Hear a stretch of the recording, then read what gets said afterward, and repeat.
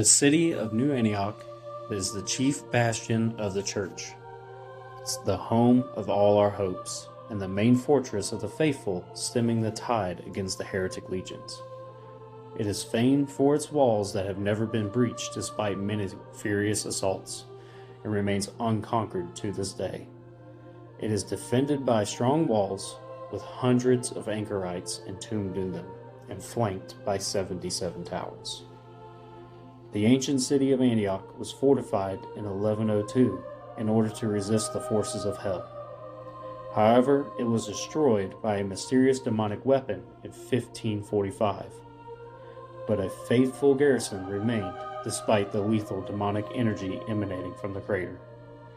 In 1559, the Sword Congress of Vienna agreed to rebuild and refortify the ancient city, receiving support from all Christian nations. In 1595, the walls of the city were completed. New Antioch has withstood, since being rebuilt, 8 great sieges by the heretic forces. The third siege of New Antioch is fought in 1721 and is then lifted by the combined forces of Sultan Ibrahim, reinforced by a contingent of Tughlaq warriors from the east and a relief fleet of the Papal States from the west. Volunteers from all over Christendom could be found within the walls of the city. A close watch is kept by the Office of Propagation of Virtue that is vigilant for any heresy and are quick to publicly execute any transgressor in events that gather immense crowds of onlookers. Thousands of workers labor tirelessly in the factories to produce tanks and artillery pieces. Many of these die from accidents and overwork.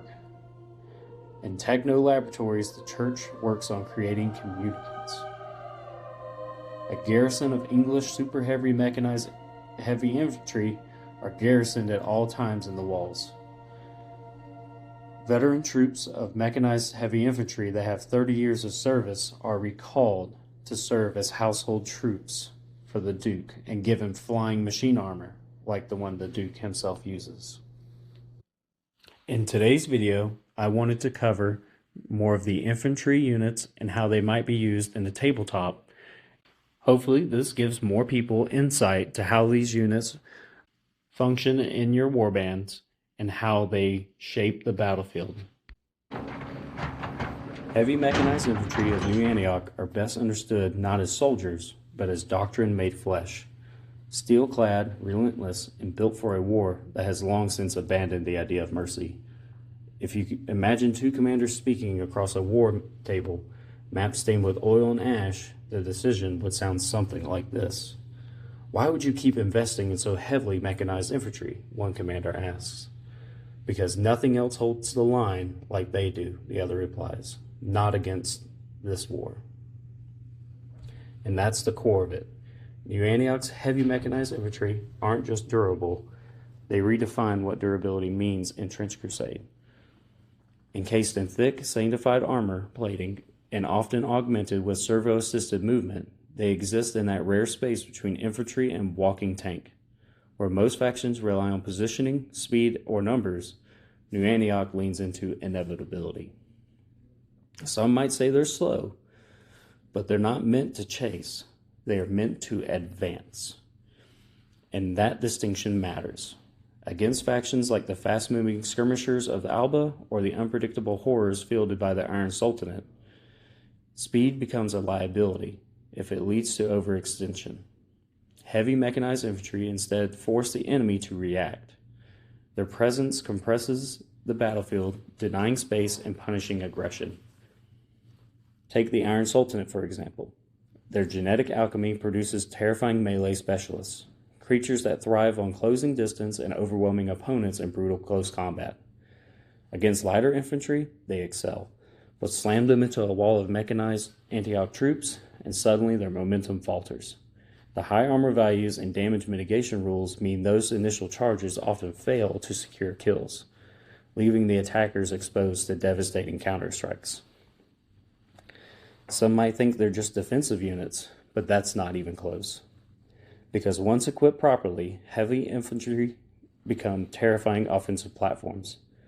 Their weapon loadouts are where New Antioch's industrial might truly shines. They are commonly equipped with heavy flamers, ideal for trench clearing and countering swarm-based factions. Against heretic hordes or lightly armored cultists, a single burst can erase entire squads. It's particularly effective versus factions that rely on numbers rather than resilience. Rotary cannons. These provide sustained suppressive fire, locking down lanes and punishing any attempt at movement. Against factions like the Kingdom of Alba, which rely on maneuver and positioning bonuses, this kind of firepower strips away their advantages. Siege hammers and other two-handed weaponry. When combat inevitably closes, these ensure that mechanized infantry aren't just surviving, they're crushing. Against elite units like the Sultanate's lines of Jabir or heavily mutated shock troops, these weapons are even the playing field. Grenade launchers are useful for dislodging entrenched enemies or dealing with cover-heavy boards, something that often benefits defensive factions or those with terrain-based bonuses. So what weaknesses do they have? It's their cost, always the cost. The heavy mechanized infantry are expensive. Fielding them means fewer total activations, which can be a serious disadvantage. Against factions that exploit action economy or swarm tactics, like the heretic militias or lesser cult forces, this can create serious problems. You may dominate in any single engagement, but lose control of the broader battlefield. There's also the issue of specialized counters. Some factions bring armor-piercing weaponry or rules that bypass traditional defenses. The Iron Sultanate, for instance, can field units with unnatural strength or corrosive attacks that degrade even mechanized armor over time.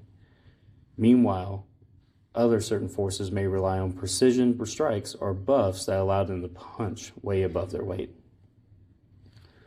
So how might you actually use them? You use them as an anchor, and that's the key insight. The mechanized infantry aren't a flexible tool, they're a foundation. You deploy them where the fighting was going to be the worst, where the line absolutely cannot break. Then you support them with lighter units, specialists, or ranged elements that can capitalize on the space they control. They don't win the game alone, they make it possible for the rest of your army to win. And what if they fall? Well, the war was already lost. In the end, New Antioch's heavy mechanized infantry embody the faction's philosophy: endure, advance, and annihilate. They are not elegant, they are not efficient, but in a world where every other faction bends the rules of war through speed, mutation, or fanaticism, New Antioch answers with something brutally simple: a wall of iron that refuses to die. The yeomen in New Antioch occupy a very different role from the imposing mechanized infantry. Where the latter represented the unbreakable will of the faction, yeomen are its connective tissues, the flexible, expendable, and often underestimated backbone that allows the entire force to function. They are not the elite soldiers, nor are they meant to be. Yeomen are drawn from the surviving population of New Antioch's territories, the laborers, militia, and conscripts pressed into service and equipped with practical, mass-produced weaponry. On paper, they lack the durability, firepower, and special rules that define New Antioch's heavier units. On the battlefield, however, their value becomes immediately clear. First and foremost, yeomen solve the problem that the heavy infantry create: low model count. Because mechanized troops are so costly, New Antioch armies would otherwise struggle to contest objective, screen flanks, or react to fast-moving threats. Yeomen fill that gap. They provide the bodies, cheap activations that can hold the ground, absorb fire, and extend your presence across the board. Their standard loadouts tend to reflect this utilitarian role. Most are equipped with basic rifles or carbines, offering modest range capability without excelling in any particular domain. Some squads may carry light support weapons, such as grenade launchers, giving them limited ability to threaten enemies in cover or clustered formations. Others may be outfitted with close quarters fighting with bayonets or trench clubs, though they rarely win prolonged melee engagements without support. And sometimes in rare cases, You find these unique individuals that tend to carry musical instruments to boost the morale of their fellow soldiers. What makes yeomen effective is not their individual strength, but how they interact with the rest of the army. Positioned ahead of the gathering force, they act as a living screen, forcing enemy units to engage them first and buying time for the slower, more powerful elements to advance. Against factions like the Iron Sultanate, this is critical.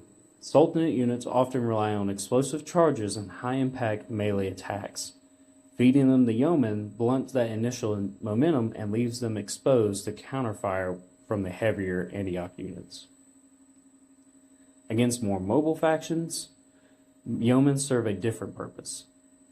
Those forces frequently depend on maneuverability and positioning bonuses to outplay opponents, but by spreading your yeomen across key areas of the battlefield, New Antioch can destroy those advantages. This limits movement lanes and forcing those warbands into less favorable engagements. The yeomen also play an important role in dealing with swarm-based enemies, the heretic cults, lesser demonic forces, fanatic pilgrims. While yeomen are not especially lethal, they can match those forces in presence, preventing them from freely surrounding or isolating the more valuable units from your warband. When supported by flamers or suppressive fire from mechanized troops, they become part of a layered defense that is difficult to break. Of course, their weaknesses are significant. Yeomen are fragile. They lack the armor and resilience of the elite units, and they tend to suffer heavily under concentrated fire or in close combat with specialized enemies. Morale can also be an issue. Depending on the rules in play, as non-elite troops, they are more susceptible to breaking under pressure or routing when casualties mount. Because of this, yeomen should rarely be relied upon to win fights outright. Instead, they should be used to shape the battlefield, holding the objective just long enough, screening critical units, or forcing the enemy to commit resources inefficiently. Their sacrifices create openings for the rest of your army. In terms of common usage, players often field yeomen in multiple small squads, rather than a single large brick. This maximizes their utility as activation padding and allows them to cover more ground. Some lists may include a slightly upgraded yeoman with a special weapon to act as a secondary support element, but over-investing in them tends to undermine their purpose. They are most effective when kept cheap and numerous. Ultimately, the yeomen reflect a harsher truth about New Antioch's way of war. Not every soldier is meant to be a hero.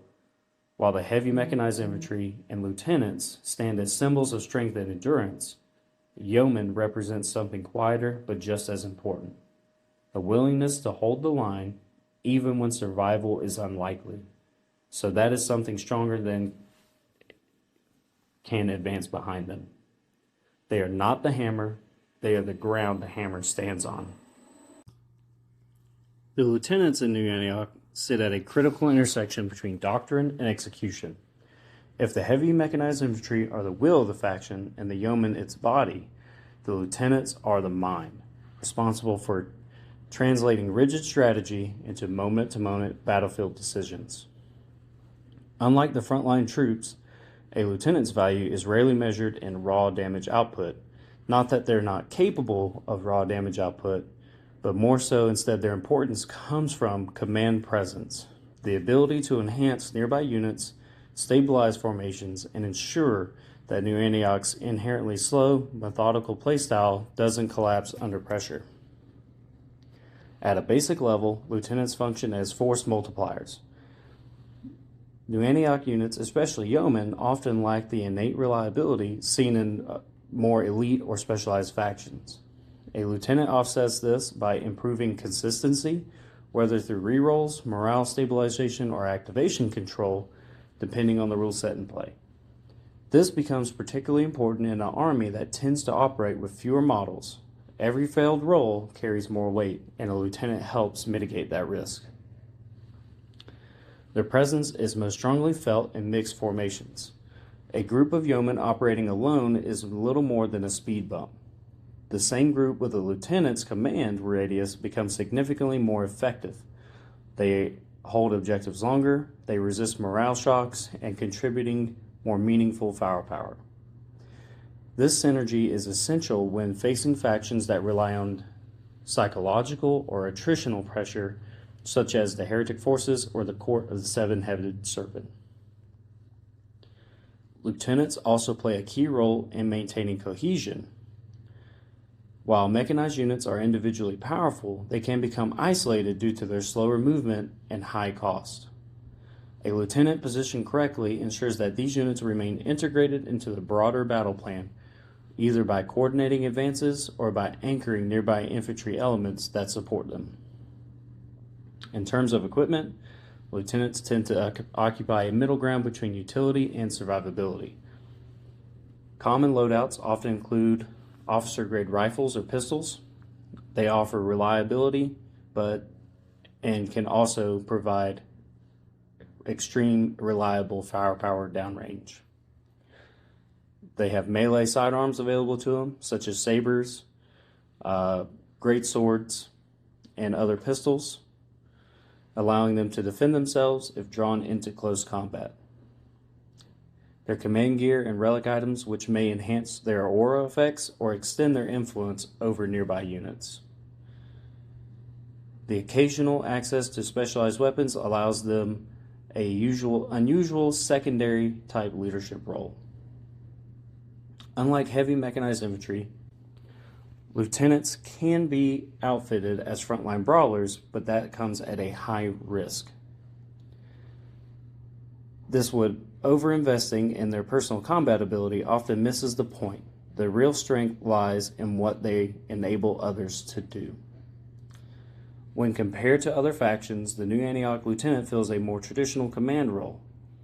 The Iron Sultanate, for instance, often relies on the genetically enhanced leaders who can dominate in combat as much as they command, blending their offense and leadership into a single aggressive package. Other commanders may focus on mobility and precision, enhancing already fast units with even greater tactical flexibility. New Antioch, by contrast, leans into structure and discipline. Its lieutenants are less about individual heroics and more about maintaining order on a battlefield defined by chaos. They ensure the lines do not break, that advances remain steady, and that supporting units continue to function even as casualties begin to mount. This makes their positioning absolutely critical. A poorly placed lieutenant, either too far from the main line or overexposed to enemy fire, can quickly become a liability. Without their support, yeomen may falter, and even mechanized units can lose their broader coordination that makes them truly effective. Conversely, a well-positioned lieutenant can dramatically increase the staying power of an entire section of the battlefield. There is also a subtle strategic layer to their use. Because lieutenants amplify nearby units, they naturally draw more attention. Opponents may begin to prioritize eliminating them to disrupt your warband's cohesion. This creates a tension. Keeping a lieutenant safe often means pulling them back, but doing so reduces their effectiveness. Skilled players learn to balance this, using the terrain, screening units, and careful movements to keep their officers active without overexposing them unnecessarily. In practice, most New Antioch forces benefit from at least having the lieutenant mid-board. They can be flashy units and dominate highlight moments, but their influence always remains constant and far-reaching. Ultimately, lieutenants embodied the disciplined philosophy of New Antioch. In a setting where other factions embrace mutation, zealotry, or speed, New Antioch relies on control, on the idea that a well-ordered force, properly led, can withstand anything. They are the strongest units on the field and usually the most dangerous. But without them, the army stops being an army at all. Clerics in New Antioch occupy a role that goes beyond command structure or battlefield efficiency. They are the spiritual engine of the army, tasked with maintaining not just order, but belief in God. In a war defined by horror, mutation, and the constant presence of the profane, these chaplains ensure that New Antioch soldiers remember why they fight at all. From a lore perspective, the clerics are drawn from the militant arms of the church that underpins New Antioch's entire existence. This is not a passive or ceremonial faith, it is one forged in the trenches, hardened by centuries of apocalyptic war. Clerics are trained as both theologians and battlefield leaders, versed in doctrine as much as in survival. Many have witnessed the horrors of the front line long before taking up their role, and it is this experience that gives their words weight among the rank and file. They are often seen moving along the trench lines before an advance, reciting liturgies, anointing weapons with sacred oils, or marking mechanized armor with protective sigils. For yeomen, this is a source of reassurance. For the heavy mechanized infantry, many of whom are sealed inside their armor shells, it is a reminder that they are still human, still part of something greater than the machine encasing them. On the battlefield, chaplains function as morale anchors and spiritual amplifiers. Where the lieutenants impose order through discipline, clerics reinforce it through faith. This distinction becomes important in how they interact with New Antioch's units. Yeomen, in particular, benefit enormously from a cleric's presence. As fragile, non-elite troops, they are the most vulnerable to morale shocks, fear effects, or faction-specific mechanics that exploit psychological weaknesses. Against Iron Sultanate, for example, who employs genetic monstrosities wherever possible and terror-inducing units are common, a chaplain can mean the difference between a unit holding firm or breaking entirely. Their abilities often allow nearby units to resist panic, ignore fear penalties, or recover from conditions that would otherwise render them ineffective. The heavy mechanized infantry benefit in a more subtle way. While they are already durable and resistant to conventional threats, they can still be affected by specialized rules, corruption effects, armor degradation, or abilities that bypass physical defenses altogether. These chaplains often provide a form of protection that is not purely physical, whether by blessing, wards, or faith-based resistances that help mitigate these otherwise dangerous counters. In a sense, they complete the durability of mech units by covering the gaps that armor alone cannot. In terms of equipment, clerics typically carry a mix of symbolic and practical tools. The ritual weapons such as maces, crozier-style staffs, or sanctified blades, which are as much instruments of faith as they are of war. Their sidearms are there to allow them to contribute modestly at range. Their relics and icons, which are often the source of their aura-based abilities, and their liturgical gear, sometimes represented in-game as items that enhance or extend their spiritual effects. These guys are not frontline powerhouses in the same way as the lieutenant or mechanized infantry might be. They are far from defenseless, though. In close quarters, a chaplain can hold their own, especially against lesser enemies or already weakened foes. When compared to other factions, clerics highlight one of New Antioch's defining traits. It's a reliance on structured belief rather than chaotic power. Where some factions of the church, for instance, may field units empowered by genetic alchemy or dark experimental processes, strength gained through transformation and control of the body, or heretic factions might draw on forbidden entities or warp-touched abilities, embracing corruption as a source of strength. New Antioch rejects those paths. Its power comes from conviction, ritual, and an unyielding adherence to doctrine. Chaplains are the embodiment of philosophy. They do not mutate, and they do not bargain. They sanctify, reinforce, and endure. This makes them especially valuable in matchups where the enemy relies on corruption, fear, or other non-traditional forms of attack. A well-placed cleric can blunt entire aspects of an opponent's strategy, forcing them to engage on more conventional terms that favor New Antioch's durability and discipline. However, similar to the lieutenants, these clerics require careful positioning. Their abilities are often aura-based, meaning they must be close enough to the units they support without becoming easy targets. Losing a cleric at the wrong moment can have a cascading effect. The morale may falter, units become more vulnerable to fear or special rules, and the overall cohesion of the force begins to erode. There is also a strategic choice to be made in army construction. While these clerics provide powerful support, they do not directly increase damage output or board control in the same way additional units might, including one means investing in resilience and consistency over raw aggression, a trade-off that aligns well with New Antioch's broader playstyle, but one that still requires intentional planning. In the end, chaplains are not just support units. They are a statement about how New Antioch fights its wars. In a setting where others seek advantage through mutation, speed, or overwhelming force, New Antioch places its faith in something less tangible, but no less powerful. That belief, if properly wielded, can be as strong as steel and far harder to break. The sniper priests of New Antioch represent one of the faction's most striking fusions of faith and warfare, where the quiet precision of a marksman is elevated into something ritualistic, almost sacred.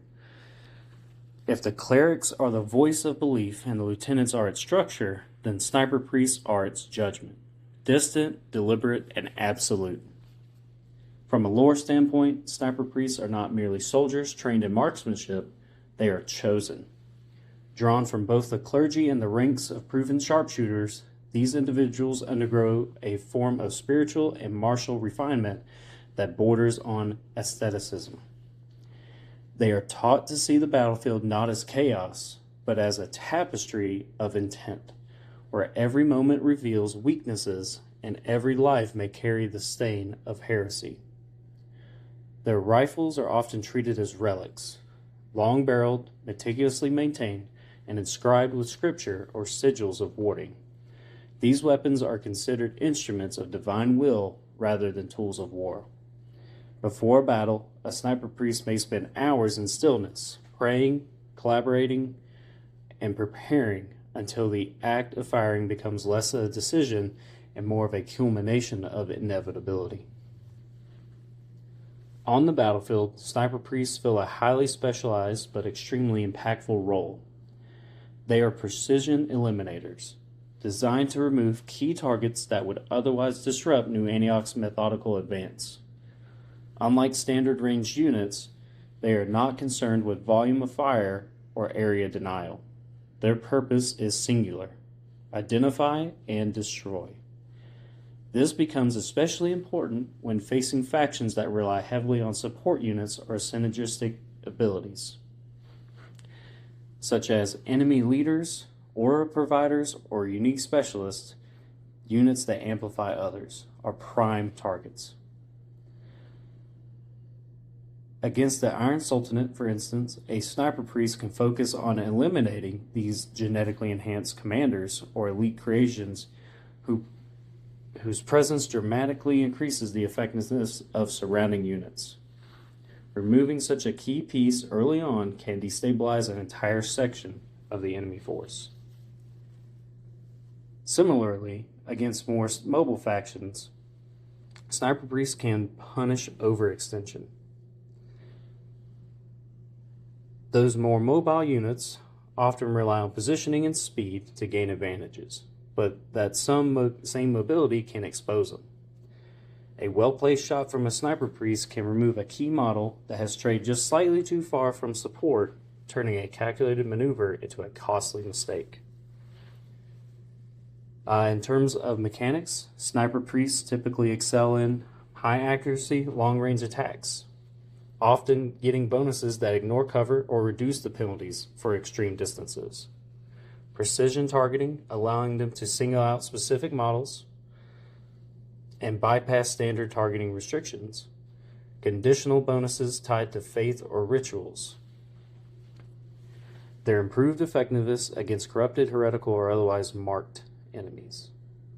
Their damage output is not always the highest in raw terms, but it is applied exactly where it matters most. This efficiency makes them disproportionately influential despite their relatively low rate of fire. Their loadouts are often focused and deliberate. Their sanctified long rifles are often their primary and defining weapon.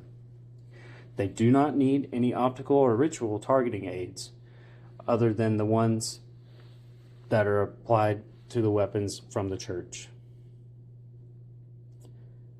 Many carry short blades strictly for last resort defense. Relics or tokens of faith, which may tie into their special abilities or provide minor protective effects. They are, however, extremely vulnerable if caught out of position. Unlike many heavily armed units, they lack durability. And unlike the yeomen, they lack the numbers. Unlike chaplains, they do not significantly enhance nearby units. Their strength is entirely dependent on distance, line of sight, and careful placement. Because of this, positioning is everything. Sniper priests thrive when given clear sight lines and protected firing lanes. Elevated terrain, rear line cover, or angles that are difficult for an enemy to approach without exposing themselves. Once engaged in close combat, their effectiveness drops sharply, and they can be eliminated with relative ease. There is also an important psychological component to their presence. Opponents aware of a sniper priest's capabilities are often forced to alter their behavior, keeping key units hidden, denying advances, or committing additional resources to hunting the sniper down. This indirect influence can be just as valuable as the shots they take, shaping the flow of the battle without a single die ever being rolled. Compared to other factions, the sniper priests again highlight New Antioch's reliance on discipline and intentionality. Where some factions may field erratic or overwhelming ranged threats, New Antioch opts for precision. There are no excuses, no wasted motion. Only the careful application of force at the exact right moment. In many ways, they are the antithesis of settings chaos. In a world of roaring artillery, charging monstrosities, and clashing lines, the sniper priest operates in silence. One shot, at the right time, in the right place. And when it lands, it is not seen as luck, it is seen as judgment. Medics in New Antioch embody a quieter, more pragmatic form of faith, one that does not manifest in sermons or judgment, but in preservation. In a faction defined by endurance, medics are the reason that endurance is sustainable. They do not inspire like chaplains or coordinate like lieutenants. Instead, they ensure that the army can continue to function after the first wave of violence has passed. From a lore perspective, New Antioch's medics are not purely secular practitioners. Like most roles within the faction, their work is deeply intertwined with doctrine. They are trained in both battlefield medicine and basic religious rites, blending surgical knowledge with ritual practice. Wounds are treated, but they are also cleansed, burned, stitched, and sanctified to prevent corruption from taking hold. This is especially important in the world of Trench Crusade, where injury is rarely just physical. The enemies New Antioch faces, whether the bio-altered creations of the Iron Sultanate or the warped entities fielded by heretical forces, often inflict damage that carries lingering effects. Infection, mutation, or spiritual taint can spread if left unchecked. Medics stand as the first line and often only line of defense against that kind of degradation. On the battlefield, medics serve a straightforward but critical role. They keep units in the fight longer than they otherwise should be. In a faction where individual models, particularly the heavy mechanized infantry, represent a significant investment, this is invaluable.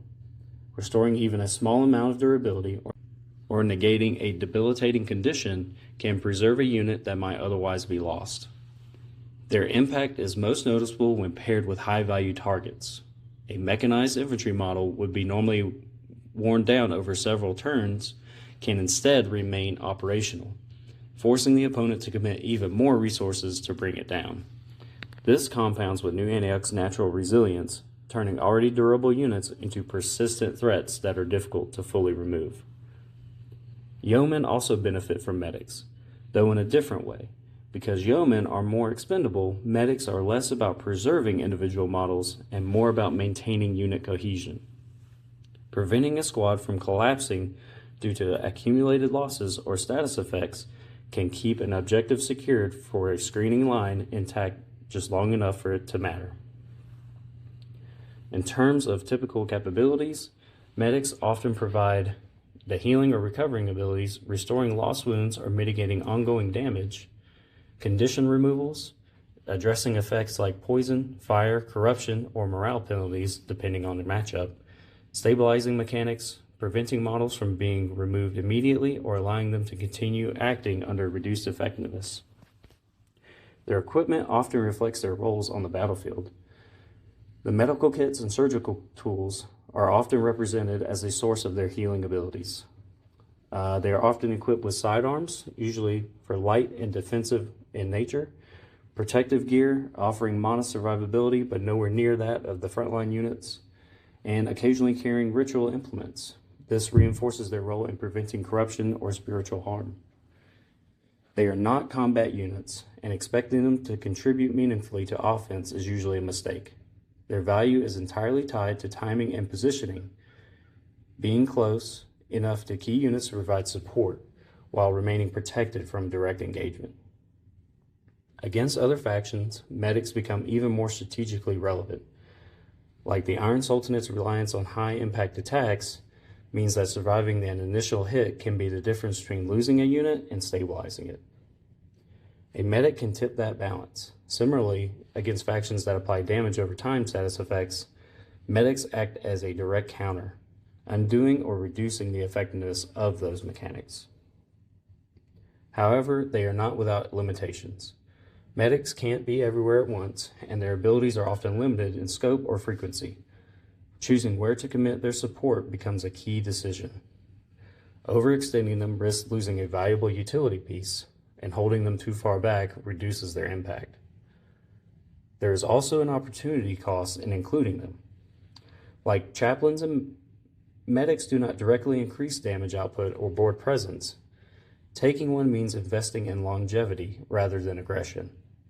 In a faction already geared towards endurance, this can either reinforce a strong strategy or, if overdone, lead to a lack of offensive pressure. Used correctly, though, medics amplify one of New Antioch's greatest strengths, the ability to outlast. They turn near losses into continued resistance, stalled advances into renewed pushes, and damaged units into ongoing threats. In a war where most factions seek to destroy faster than they are destroyed, New Antioch chooses a different path. It refuses to die, and the medics are the reason that refusal holds. The combat engineers in New Antioch are where practicality sharpens into ingenuity. If the heavy mechanized infantry hold the line and medics preserve it, the engineers reshape it. They are problem solvers first and soldiers second, trained to build, breach, demolish, and adapt to a battlefield that rarely favors static plans. From a lore perspective, combat engineers are drawn from Antioch's industrial core and siege traditions, veterans of trench construction, fortification collapse, and mechanized maintenance. They are as comfortable reinforcing a defensive position as they are tearing one apart. Many have worked alongside the mechanized infantry for years, learning not only how to maintain sacred war machines, but how to support them in the chaos of close quarters trench warfare. Their tools are practical, but like everything in New Antioch, even their demolition work often carries ritual undertones. Charges are marked, placements deliberate, destruction seen as a necessary act of purification. On the battlefield, combat engineers are one of the faction's most flexible utility units. They bridge the gap between offense and control, capable of interacting with terrain, objectives, and enemy positioning in ways most other units cannot. Where other New Antioch elements advance methodically, engineers enable decisive movements, breaking stalemates, clearing obstacles, or punishing clustered enemies. At the center of their toolkit are satchel charges, arguably one of the most tactically impactful pieces of equipment in the faction. Satchel charges give engineers the ability to deliver concentrated, localized bursts of destruction. Unlike standard ranged weapons or melee attacks, these charges are about timing and placement. When used correctly, they can clear entrenched positions, removing enemies benefiting from cover or defensive bonuses, punish the clustered units, especially those relying on tight formations or aura-based synergies, and threaten even heavily armored targets, making them a rare answer to units that would otherwise shrug off small arms fire. This last point is particularly important.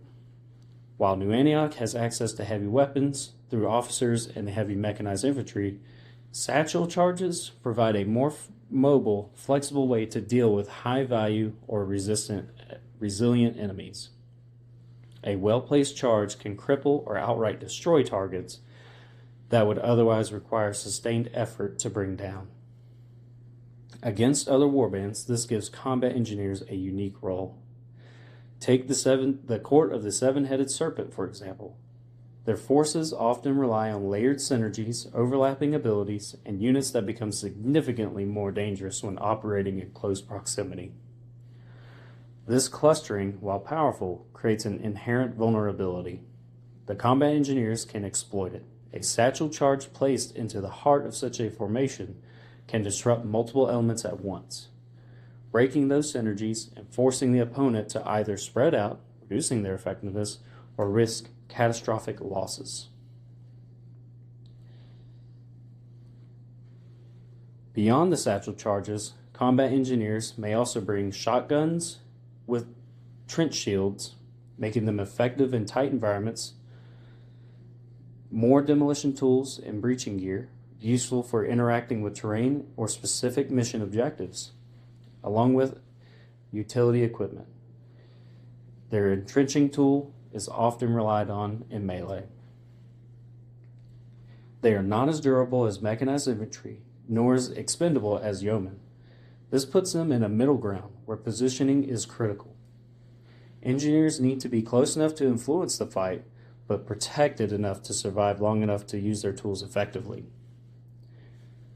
Their weaknesses are tied directly to their role. The satchel charges they carry are powerful, but often limited, either in number, range, or timing. A poorly used charge is a wasted opportunity. Additionally, engineers can become priority targets once their threat is understood. Opponents who recognize the danger they pose will often attempt to eliminate them early. Because of this, successful use of combat engineers often involves patience. They are not always deployed for immediate impact. Sometimes they move with the line, waiting for the right moment, when the enemy commits, clusters, or exposes a weakness. When that moment comes, they act decisively. In an army construction, engineers provide something New Antioch otherwise lacks: burst impact and battlefield manipulation. While the rest of the faction excels at steady pressure and resilience, the engineers introduce spikes of disruption that can shift the momentum of a game. Ultimately, combat engineers reflect a different side of New Antioch's philosophy. Not just endurance, not just faith, but control through action. The understanding that sometimes, to hold the line, you must reshape it entirely in your favor. And when that time comes, they don't just break the enemy's position, they erase it. Shock troopers are New Antioch's answer to a simple problem. What happens when endurance isn't enough and something has to break? Up to this point, most of the faction leans into control, holding ground, outlasting the enemy, forcing mistakes. Shock troopers invert that philosophy. They are built for decisive violence. The unit you commit when a stalemate has gone on for too long, or when an enemy position needs to be shattered now, not ground down over several turns. From a lore standpoint, shock troopers are often drawn from veteran ranks. soldiers who have survived prolonged trench warfare and proven they can operate in the most dangerous of conditions. Many have fought alongside heavy mechanized infantry, advancing behind steel walls before being unleashed into the breach. Others are selected for their aggression, resilience, or sheer refusal to hesitate when the order comes. They are equipped accordingly, where yeomen carry practical weapons and mechanized infantry carry overwhelming ones. Shock troopers carry tools meant for closing the distance and ending fights quickly. Their gear typically emphasizes mobility and lethality at short range. Some common loadouts will be shotguns or close-range automatic weapons. These are ideal for clearing trenches and tight terrain. Submachine guns and compact rifles allow them to stay effective while advancing. And specialized melee weapons, such as trench knives, axes, even two-handed claymores, for brutal close combat. Assault gear sometimes includes grenades or breaching tools to support aggressive pushes. On the battlefield, their role is clear: assault and disruption. They are the unit you send to break through entrenched enemy lines after the engineers or mech units have softened them, to exploit gaps created by sniper fire or artillery-like effects. They eliminate weakened but still dangerous enemy units before they can recover, and pressure objectives that cannot be taken through slow advance alone. This makes them particularly valuable in scenarios where New Antioch's usual pace becomes a liability. Against factions that can reposition quickly, shock troopers provide a way to interrupt those plans rather than simply endure them. They also synergize well with the rest of the faction. With combat engineers, they follow up on breaches, pushing through immediately after a satchel charge clears space. With sniper priests, they can capitalize on the removal of key enemy models, exploiting the sudden gaps in leadership or support. Paired with trench clerics and lieutenants, they become more reliable and harder to disrupt, offsetting their naturally aggressive positioning. With yeomen, they act as the spearhead behind a disposable screen, using that buffer to close distance safely. However, shock troopers come with clear risks. They are more aggressive by design, which often means exposing them to enemy fire or counterattacks. They lack the raw durability of the heavy mechanized infantry and the expendability of the yeomen, placing them in a high-risk, high-reward role. If committed too early, they can be isolated and destroyed, but if held back too long, their impact is wasted. Timing is everything. There's also the question of cost and role overlap. New Antioch already has strong mid to close range presence through its other units. Shock troopers justify their inclusion not by doing something entirely unique, but by doing something faster and more decisively. They compress what might take multiple turns of grinding into a single violent action. In many ways, they are the release valve of the army. Where everything else is pressure, control, and endurance, shock troopers are the moment that pressure is finally applied. They don't hold the line, they don't anchor the army. They end the fight that everything else has been setting up. And when used correctly, that moment is not gradual. It's sudden, brutal, and final. Thanks for watching all the way through. It really helps out a lot. If you don't mind also clicking that thumbs up button, maybe subscribing, and leaving a comment down below. Maybe leave a request for what you want to see next. Thanks guys, I really appreciate it. See you next time.